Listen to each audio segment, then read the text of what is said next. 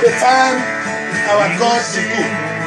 And so unworthy, still for us He chose to die. He filled us with His Holy Spirit. Now we can stand and testify that His. Amen. Hear this one.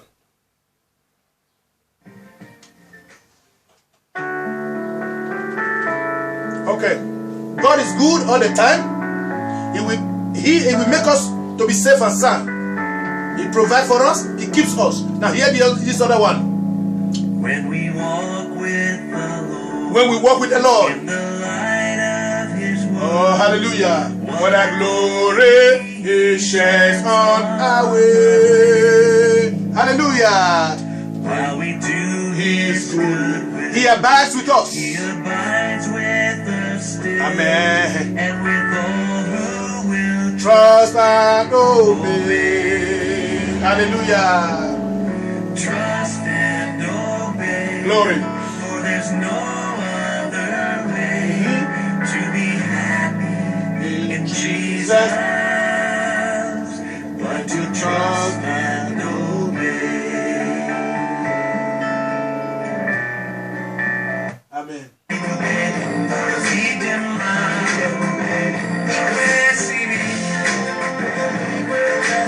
God is good. You are worthy to be praised. Worthy to be praised.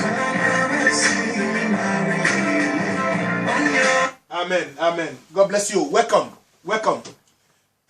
We thank you, Father, again for this opportunity you have granted us. That you have granted us. We are here again this Sunday morning. Thank you, Father, for how you have led us all through this coronavirus period. And Lord, you are the same God. You never change. It is only the news. It is only the conditions of the world that change. But you remain the same. Thank you today. We are grateful. In Jesus' name, amen. Now, you have your booklet there. We are about to enter into a class to, first of all, study the topic that we have today. The topic that we have today if you have our booklet, you can see it there. If you have our booklet, all right? But if you don't have, you can also carry the Bible, open to the book of Acts chapter 11. Whether you have or not, you also have the Bible by your side. Acts chapter 11. The book of Acts chapter 11. And then from our BSM, that is Believer Study Manual booklet, we are going to take a topic for today, page 23. Page 23. The topic before us today is today is May 17, yes. And so the topic before us today is Christianity starts from home but manifests more outside. Okay? Christianity starts from home but manifests outside. That is what we are going to treat today. So I'm trying to take it calmly because with me being the fast talker, many people feel that they are not hearing me. That is, I'm too fast. So let's see if I can try and slow down a bit. However, God helping me. All right, Acts chapter 11.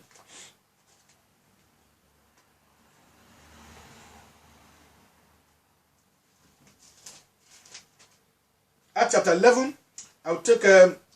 We are taking from verse 19. All right, Acts chapter 11, verse 19. Now, verse 19 says, now they which were scattered abroad or scattered all over to different places or city or countries, upon the persecution, because of the persecution that arose about Stephen, about Stephen, when they stoned Stephen to death, there was a persecution, fear, and so many scattered. They ran away to different countries, to different cities. They went as far as to Phoenix and Cyprus. Cyprus is an island, and Antioch, preaching the word to none but unto the Jews. They were preaching to the Jewish people. And some of them were men of Cyprus and Cyrene. Some people from Cyprus and Cyrene. Cyprus is in Europe, yes, very close to Turkey. And then Cyrene is in Africa. I think they said it's in Libya. All right, Cyrene, which when they were come to Antioch, spake unto the Grecians, the Greek people, preaching about the Lord Jesus Christ to the Greeks. Verse 21, and the hand of the Lord was upon them. God was with them as they were doing his will. As they were preaching the gospel, God was with them. And then, and a great number believed.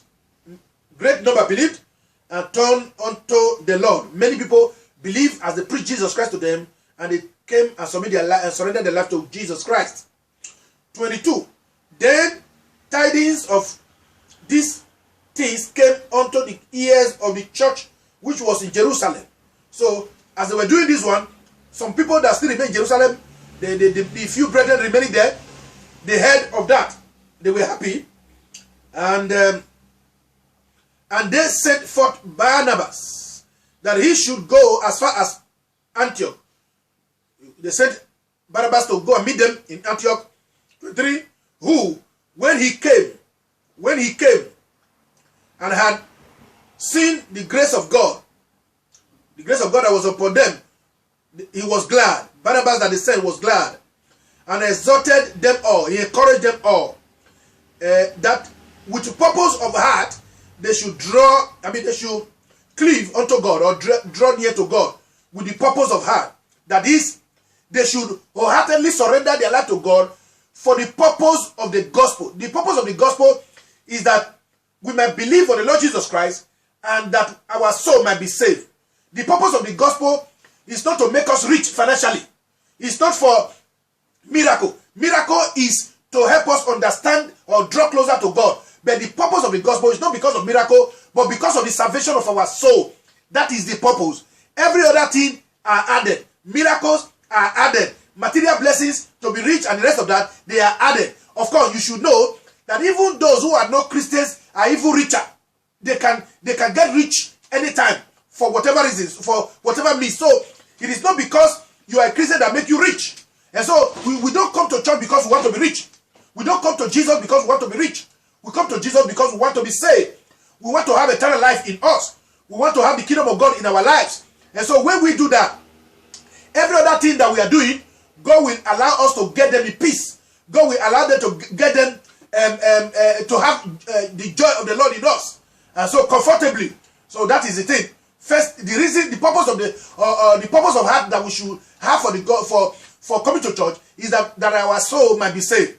If you come to church not asking, if not because of you want to be saved, you don't want to remain an unbeliever, you don't want to remain a heathen, you don't want to remain somebody that God is not happy about, then if that is not the reason you come to church, then there is a big error. There's a big mistake.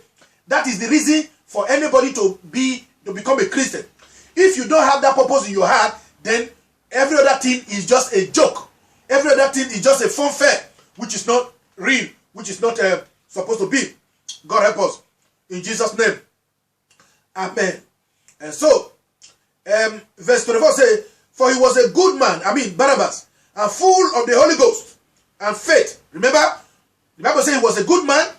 He was full of the Spirit of God. That is, he was baptized with the Holy Spirit. And he was a man that full of faith, which is very essential for us. As children of God, we must have that good reputation, good attitude, good character.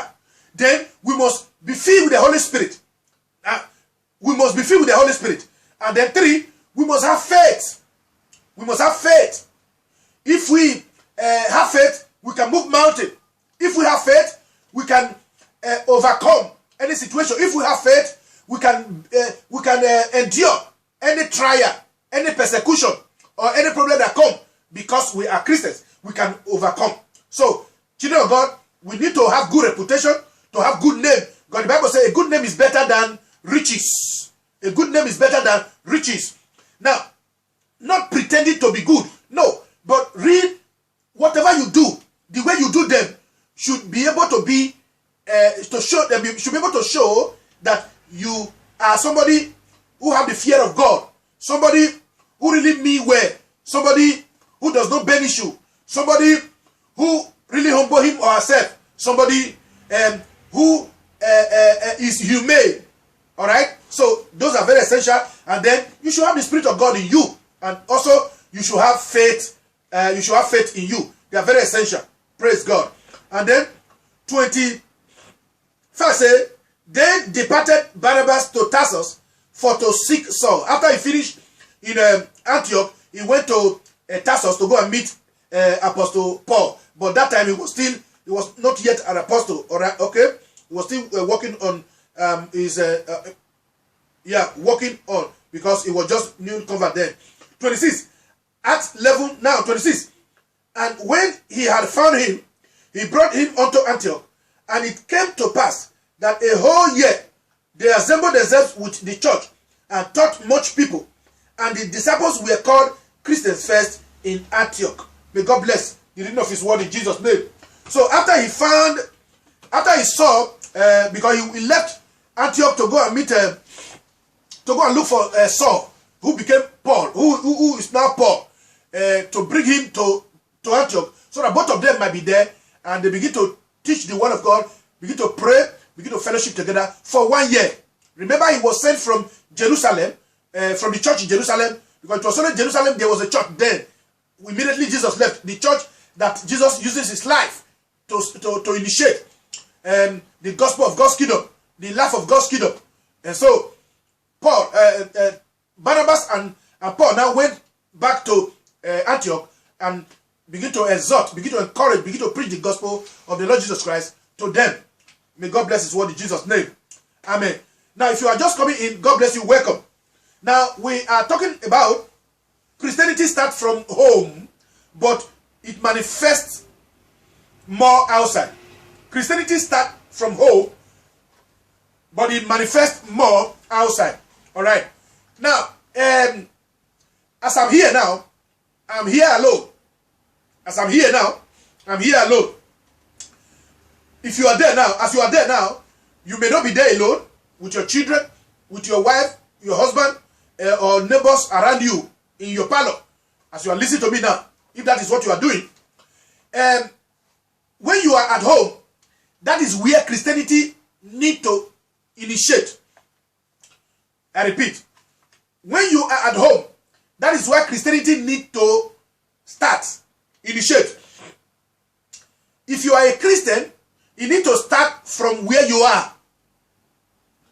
When Jesus told the disciples that he will send them the comforter, or another comforter, the Holy Ghost, he told them that when the Holy Spirit will come upon them, they will have the power to be witness.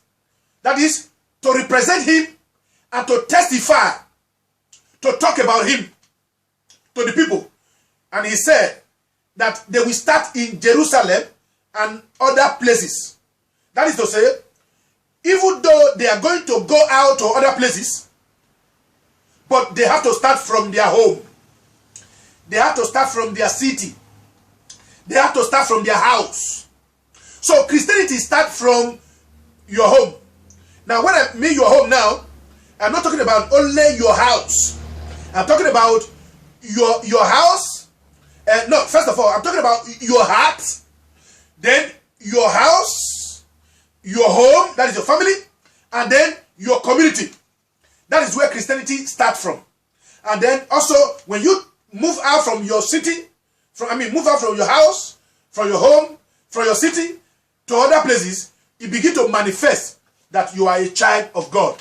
So Christianity starts from the home, your heart, your life, your family, your house, your entire house, your community, your city, your nation, and beyond.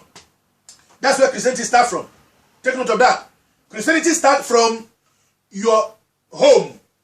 Home includes your heart, your life, your family, your house entirely, your community. Amen. Amen. All right. Christianity starts in the heart because it is a lifestyle. Christianity starts from the heart. Remember I said that home involves your heart, your family, your house. That's where home is. then your community. That's where home is. Okay? Now, if you meet somebody now, as we are in Europe, you meet somebody, or you are in Africa, or you are in America, you meet somebody. Now, when you have introduced yourself, my name is this, I am this, I am that, and that, then they will now ask you, where are you from? So, you see that where you are from also include your home. Because charity begins at home. Because charity begins at home.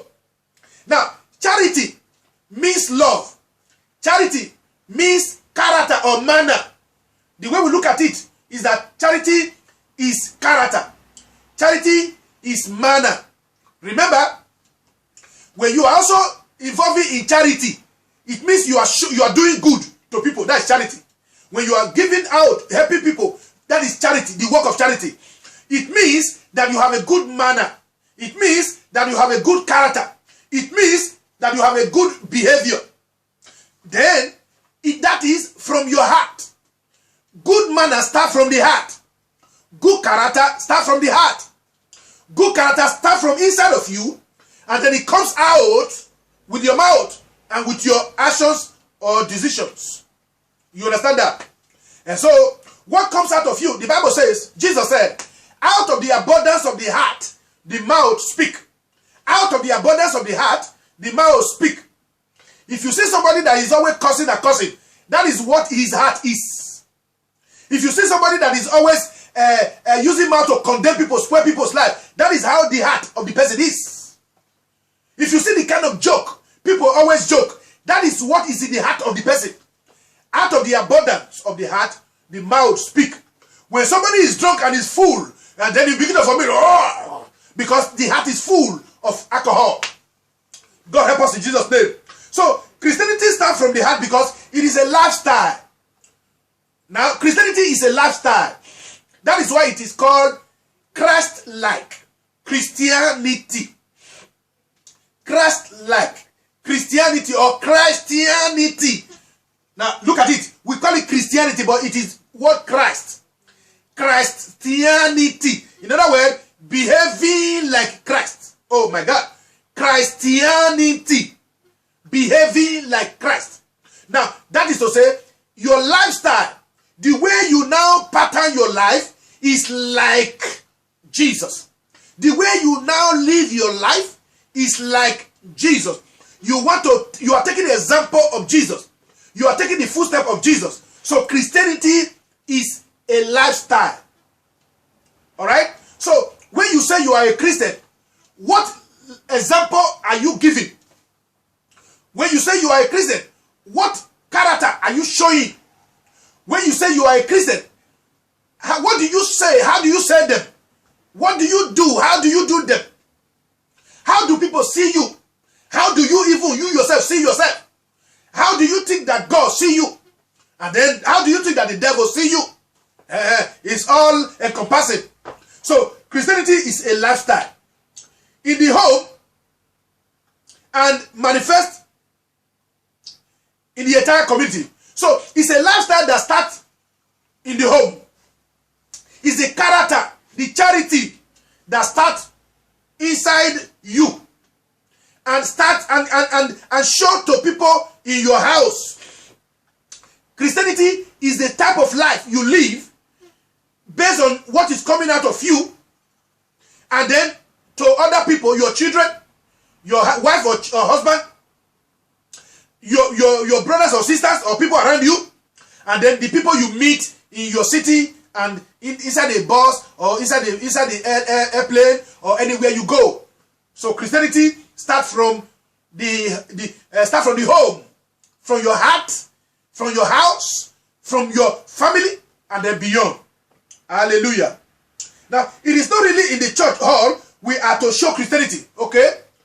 I know that many of us, it is only on Sunday when we are dressing to go to church. Even until we get to church, we are not Christians. We want to enter into the church, then from there we are now Christians. It is not supposed to be so. Christianity is supposed to start from our home, our heart, our family, and then to other places. Amen.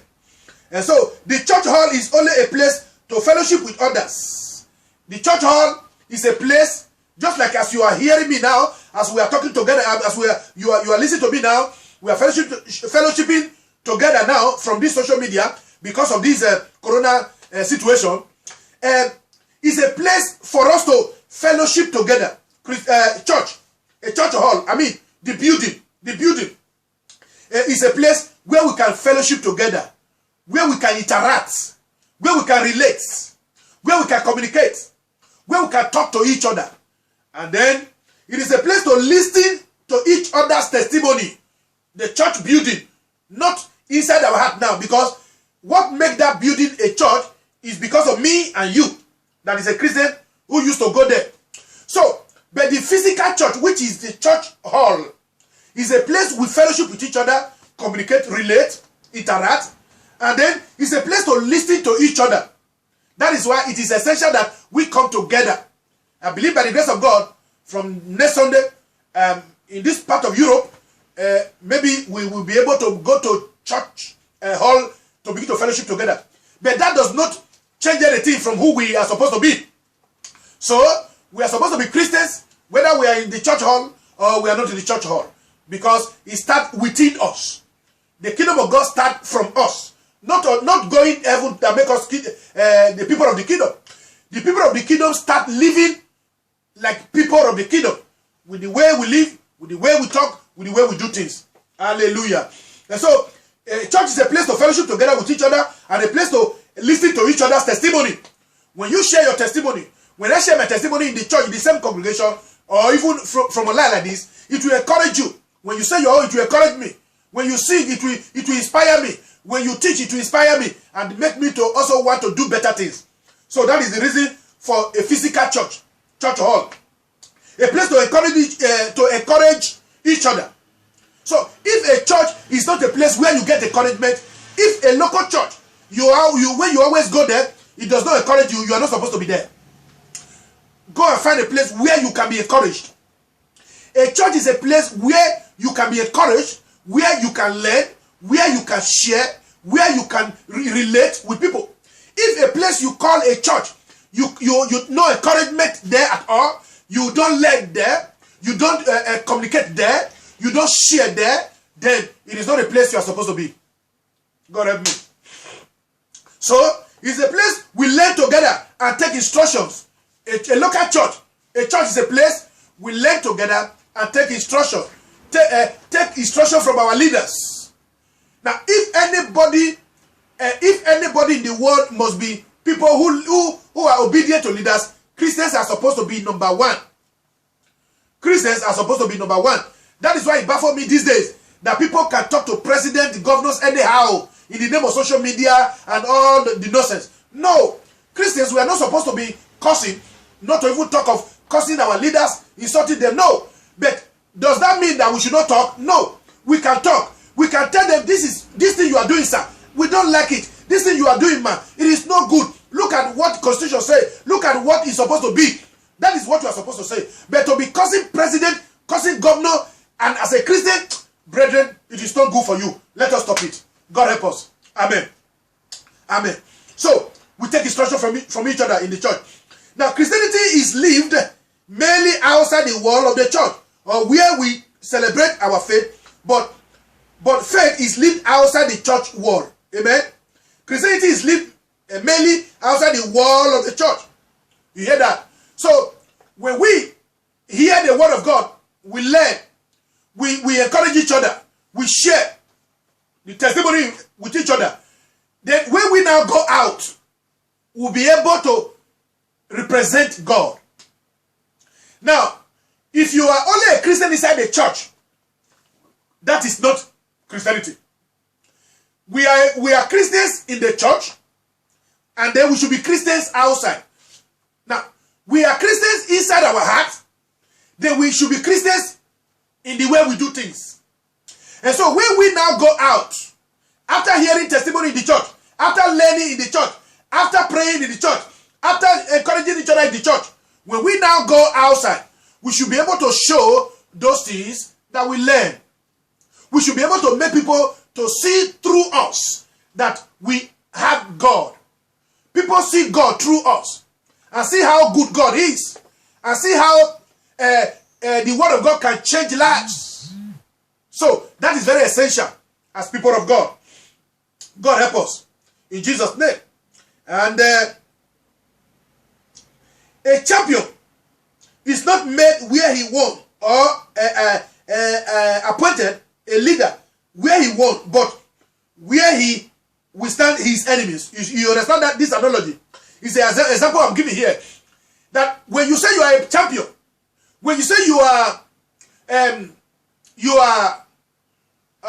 a boxer, a wrestler, a champion, whatever you are, hey, or you are a hunter, you are not there is a place you learn how to shoot. There is a place you learn how to box. There is a place you learn how to wrestle. That is like in the church, a place you learn how to be a Christian, how to be a good Christian. But if you are a champion, once you are finished, once you learn, every time you go to a place to learn, indoor, inside the church, indoor, inside the house, indoor, inside the place where you learn. But to show that you are truly a champion, you have to go to battle. You have to go to the ring. You have to go to the boxing ring. Or if you are a hunter, you have to go to the forest. So, the world is the forest. The world is the boxing ring, where we show that we are truly saved. Where we show that we have truly given our life to Jesus Christ. Where we show that we have truly repented. You get my example? That is very essential. Amen? Okay. Now let's move on. So, the Christian's victory is found in the place where he faces his battles. The victory of a Christian is found in the places where we overcome. Alright? Where we fight our battles. Hallelujah. That is where our victory is manifested. Where we face our battles.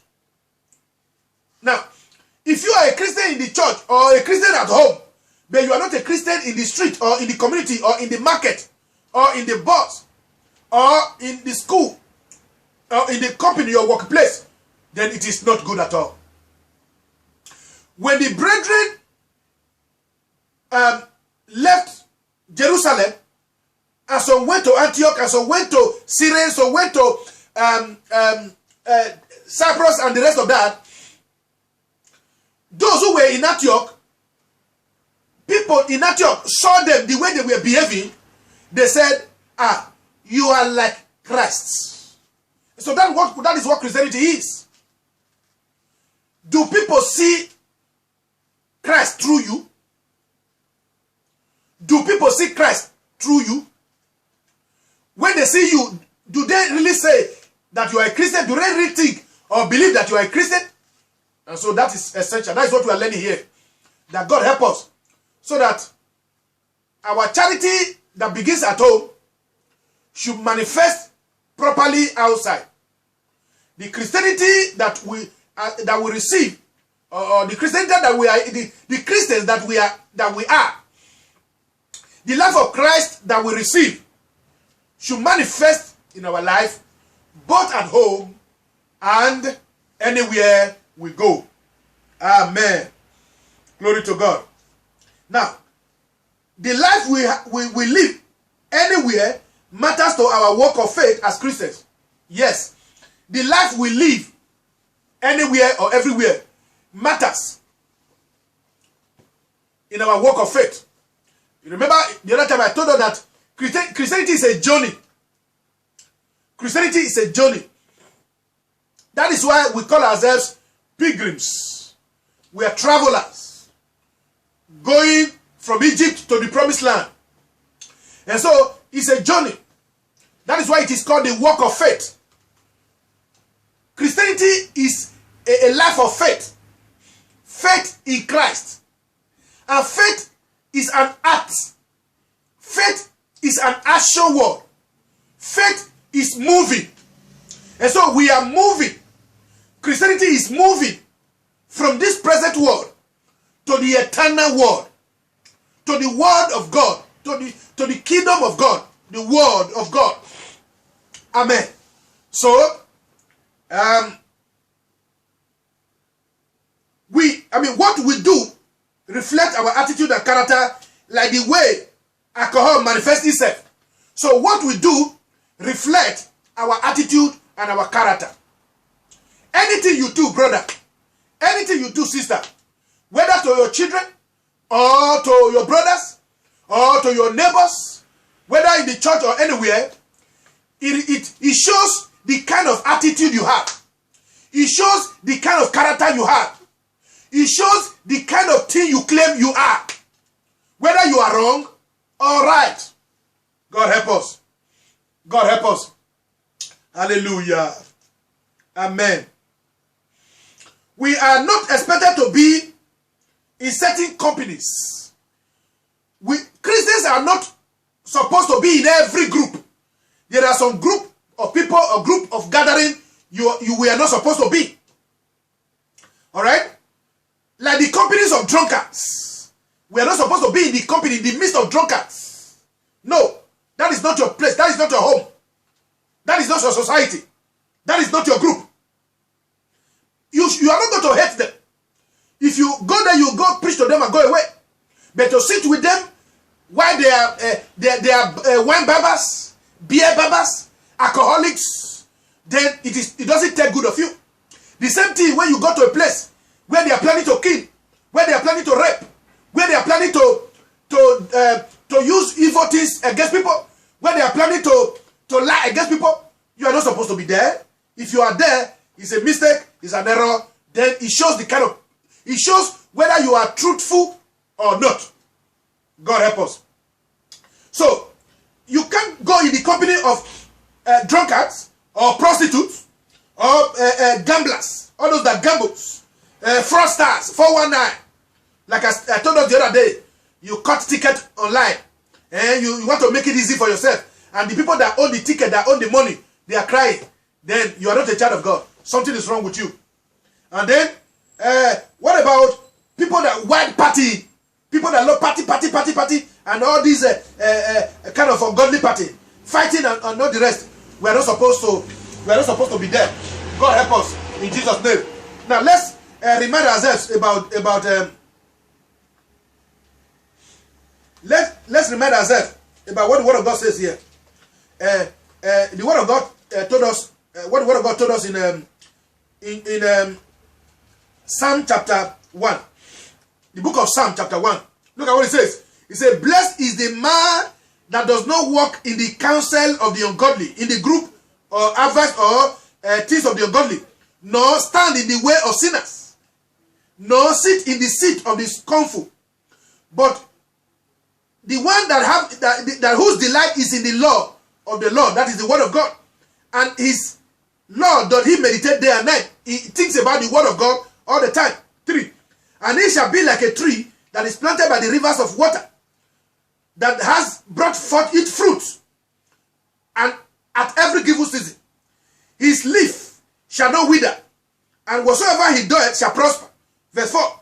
The ungodly are not so, but are like the chaff which the wind bloweth away. May God bless his word into our heart. In Jesus' name. You hear that? What the word of God is telling us about where we are supposed, the kind of group of people we are supposed to follow. So let us be careful. When we talk about alcohol, I'm just trying to deviate a bit here, but in line with what we have been talking about. When we talk about alcohol, there are usually different views about, different opinions here with people. But throughout the scripture, we are warned not to be drunk with wine. Christians are not supposed to be seen as drunkards. Child of God, followers of Jesus. None of us are supposed to be seen as what? As drunkards. No. It is not our lifestyle. It is not the lifestyle of Jesus. It is not the way of Christians. So, we need to be careful. Alright? And then, people that are wise, that is wise individuals, do not give themselves to alcohol. So Christians are supposed to be wise. Because the Bible says we should be as wise as serpent, as harmless as dove. Okay? So we should also understand that. And then, because alcohol can ruin life. Alcohol can ruin life. You know that. However, the Apostle Paul, the great teacher of godliness and morality, said, do not be drunk with wine wherein is excess, but be filled with the Holy Spirit. You know, that is where many of us quote and say, the Bible says, drink and don't be drunk. But Apostle Paul didn't say drink.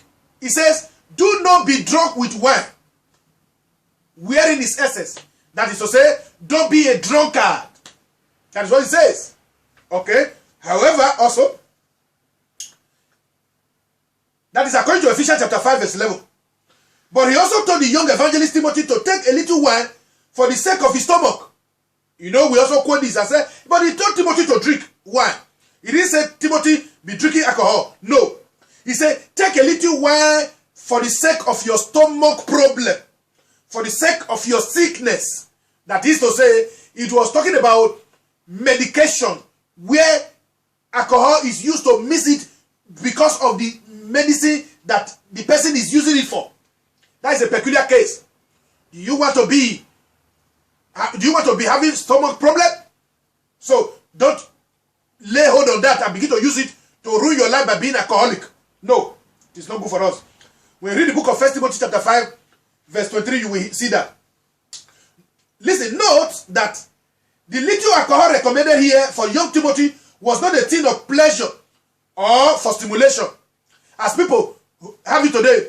Say, hey, happy birthday. Now, when you bring a dredgy, bring this one. Let's drink and let us shack. No. Christians don't do that. No. That is not what was even recommended for the young Timothy. No. Be careful. We should be able to draw line. We should be able to draw line. We have a boundary where you need to get to and don't pass there. God help us. It was only for his health. That's why I said medication. Medicine that was used for treatment that has element of alcohol. That is what it was recommended. He didn't say go and be drinking alcohol. Some scholars believe that little amount of alcohol can sometimes be medicinal if taken with proper regulation. Yes, in a situation like that, it must be a recommendation or by recommendation. When somebody who is an expert, who know how it is used, or somebody who know how to regulate it for the health of the person, not how to be consuming it for pleasure or for stimulation. No, it is not like that. God help us. In Jesus' name. It is to control ailment. That was why Paul recommended that. But for somebody to habitually, that is, all the time, form the habit and regular consuming of alcohol is not wise. It is unwise and it is deadly. It is unwise, or it is not wise, and it is deadly. And so, it is not godly, and it is not a practice for Christians. It is not a Christian practice to be a drunkard, to be gathering around the tables of alcohol, to be wine barbers. It is not a practice for Christians. God help us. Now let me add, we are admonished to be careful or to be wise about how we consume even sugar. We are admonished, we are warned, we are taught to be careful, even the way we take sugar. Now listen, sugar can be good to a very minimal level, and sugar can be bad. A lot of big men, including Christians, rich people, are having diabetes. Why? Because of the consumption of anything that has sugar. Too much sugar, for instance. And too much consumption of sugar can become deadly. And a lot of people have died of diabetes. And so, if you are a Christian, you run away from alcohol. Now, you don't run to sugar thing without control. Then it is also dangerous. Therefore, we have to be wise to run away from this extremity. Alcoholism is extremity. Sugary is extremity. So we've got to be warned. God help us. In Jesus' name.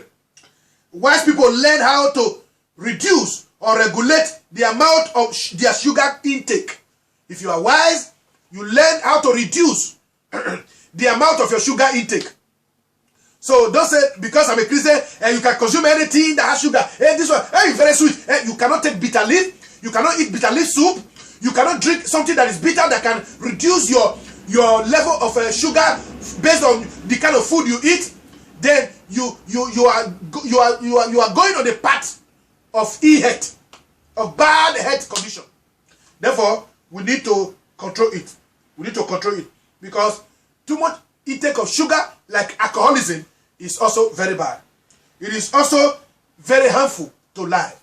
May God help us in Jesus' name. Amen.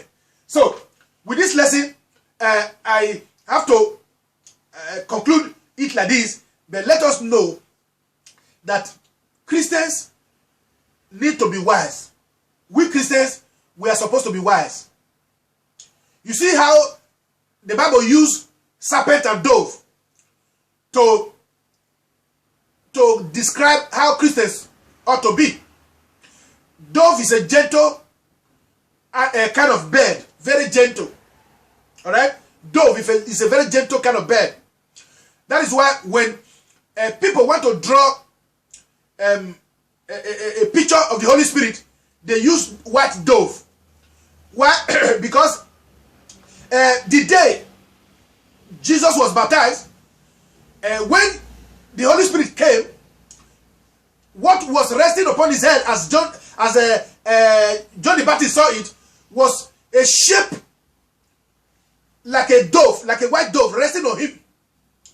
And so, signifying that he is a gentle being. Signifying that he's a humble being. The Holy Spirit is gentle. The Holy Spirit does not force. The Holy Spirit does not force like the voice of the devil. I said, repent! No, it does not force. The Holy Spirit say, repent. Come. Okay? The Holy Spirit is talk with gentle voice. The Holy Spirit does not threaten. He does not threaten anyone. He only tells you what you need to do calmly. Hallelujah. And then when you look at the side of the snake, he said, be as harmless as dove, as wise as serpent. Why? Because when Adam and Eve were deceived in the Garden of Eden, listen, serpent did not force Adam and Eve, or especially Eve. No. He only asked questions. He only used what do I call it now? He only used cunning or diplomatic words. Now, did God say? And then Eve foolishly fell into its hand. So in other words, we should be wise, not to talk foolishly, not to talk dangerously, but to talk wisely. Amen. So as Christians, like I said before, charity begins at home. So Christianity begins from inside of us. Remember I said that when we talk about home, your first home is your heart. I'll be talking about that later. Your first home is your heart. Then the people you live with. And then maybe the house you live with, or you live in, and the community you are in. That is your home. Your home starts from you. Start within you. And so Christianity starts from inside of us. From our heart. Christianity starts from our heart. And then relate with other people. Now let us read this familiar place, you know, like the Bible says here. In Romans chapter 10. In Romans chapter 10, I think 10 verse 10. Look at what it says. He said, for with the heart man believes unto righteousness. With the heart. See now? Charity begins at home. What is charity? Can you answer that? What is charity? I have said that before. Charity means what? Good manner. Charity means what? Good manner. Good character. Good behavior. Love. Charity. Good manner. Good behavior. Good attitude. Love. That is what is charity. And that is why when people are engaging in how to show, how to give out to people, they call it charity organization. That is to say, organization of doing good. Organization where they do good. So charity is good character, good manner, good attitude, love. Hallelujah. So he said, with your heart. You remember what I'm saying is that Christianity starts from your home, and which in the first place is your heart. Listen, if you are not a Christian inside of your heart, every other thing, every other way you try to be a Christian, you are only deceiving yourself. If we are not Christian inside of our heart, in any other form we try to be a Christian, we are only deceiving ourselves. Hear it. When you are not a Christian inside your heart, and you think you can be a Christian inside your house, it doesn't work. The reason you cannot be a good Christian is with your family members is because inside of your heart, you are not yet a Christian. So, believe on the Lord. You see, with your mouth, he said with your heart, verse 10, with your heart, you believe unto righteousness, and with your mouth, you confess. Now, you relate it with other people that I have found the salvation of the Lord. Because your heart testifies of it. Hallelujah. I hope you get that. I hope you get that. Praise God. May God help us as we talk about this one today, that Christianity, as the word of God tells us, that Christianity starts from home but manifests more outside. Christianity starts from home but manifests more outside. May God bless his word into our hearts in Jesus' name. Amen.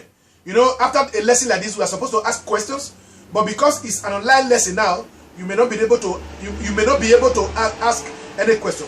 But however it is, God understands your heart. And but anyway, if you have any question, you can as well write it. Maybe I can answer you when I finish from the studio. I can answer you one-on-one, as the case may be. But however, let us make sure that we try to work on ourselves. The Bible says we should work out our salvation in fear and trembling. All right? Because we need to work on ourselves. We need to know more about God.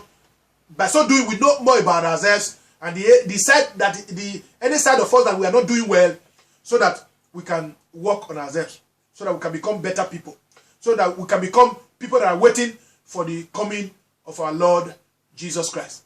Amen. Amen. Let us pray. Then, before we enter into the next session, Father, we thank you today. Glory be to your holy name.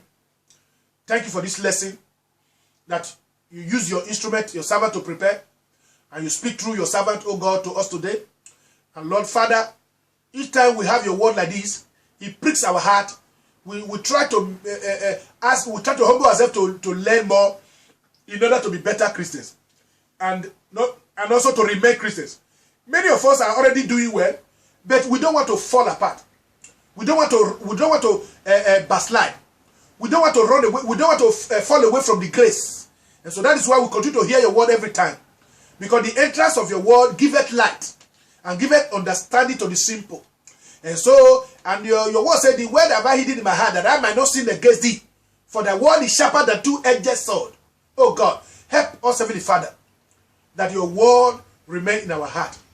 That we be Christians right from the home, starting from our heart, starting from our house, and then we manifest it anywhere we go.